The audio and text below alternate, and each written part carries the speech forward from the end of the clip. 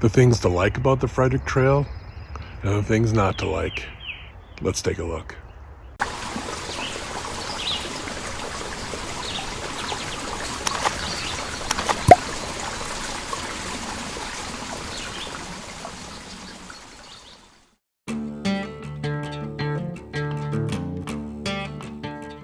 Welcome, this is Scott from My Life's Reward. We're at the Frederick Trailhead and we're about ready to ride the South Loop. We have a cast of characters. This gentleman is driving into the trailhead. Tried to wave to him, he didn't wave back, that's all right. And we have my son Kyle and we have Jim riding us side by side. And the good part about the Frederick Trail system is all of the integrated elevation changes that just kind of are immersed into the trail. A lot of times you even realize that sometimes you're going up or down because the trees around you just kind of envelope you into the whole thing. And then there are some places that it's really obvious you're going up or you're going down. But the experience is just different. Let's say if you compared it to Kalkaska, the North Loop or the South Loop, or even the middle loop there, where you can actually visually see these elevation changes. Here they're a little more subtle, just as impactful though.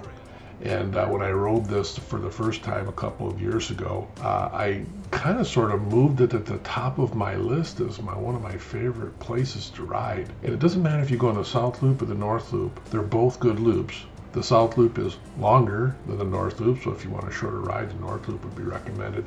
But they're both great loops, highly recommended. So that's the good.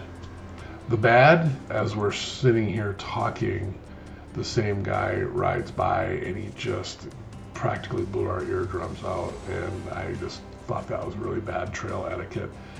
Let's listen in on our conversation about Jim's adventure here. You aren't fixing that. Look at the front. Look at the front straight on. It just means you're using it, okay?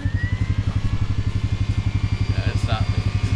Hey, your handlebar's close to the hole now. I wonder if this could be chopped off here, and then you make a new section. You can do anything. And weld that in. Are you saying that side's bent too? Just this side? I'm surprised, this side's more reinforced with this thing there. This, over there for you can't fix Well, this. that's because you want a steering wheel over here. The integrity of this is already compromised. Yeah, it's like, oh my God, throw it away. So what'd you do? You hit a tree on this side, and then it tipped you into this side? No, I just hit a tree because the trail tipped inward. Yeah. Trail tipped inward. And it may, maybe we shouldn't be where we are in the trail, but there's so much space around us that anybody could pass on either side of us with ease, with no problems. That's why we stopped here. It was a large space so that we didn't block the trail. But we could have maybe pulled off to the side so that it wasn't directly on the trail. That would have been probably good trail etiquette too. So it goes both ways. Anyway, that's the bad. And the other bad part about the Frederick Trail system that you need to know are the blind curves, where we have lots of foliage and you don't see what's coming around the other side. And if somebody is not paying attention, they're driving too fast, either way, it's going to be a problem. And I did, in fact, when I did ride this trail system the first time, a dirt bike ran from the opposite way, ran right into my quad, right head on into it. Neither one of us were hurt. I just hope that regardless of whether you're riding a quad or a dirt bike, that you just think about those things, especially on trails like this where you have blind corners. There might be somebody coming from the opposite direction. So that's a couple of bad things. And then the ugly thing was what you just saw with Jim's roll cage or his roll bar.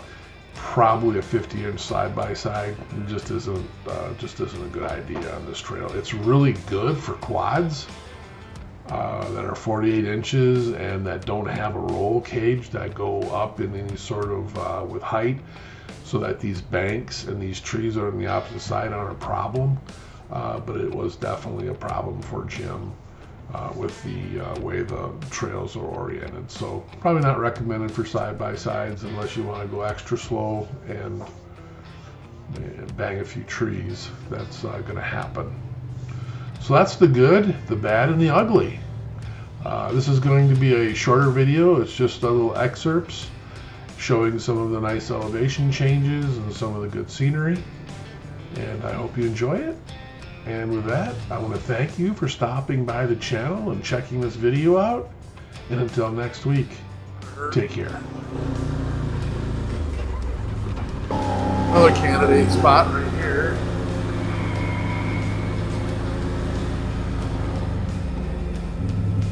Yeah, this is it right here. Then we pulled off over here in this flat area right here.